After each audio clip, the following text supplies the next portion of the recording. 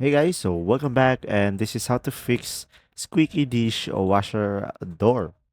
So first, locate the noise, open and close the dishwasher door slowly to identify which hinge or spring area is squeaking. And after that, just simply clean the hinges by wiping away food particles, grease, or dust buildup around the hinge arms because a clean hinge allows smoother movement. Another one is apply lubricant, but use a food safe silicone spray or a light appliance lubricant and avoid heavy oils that can attract grime.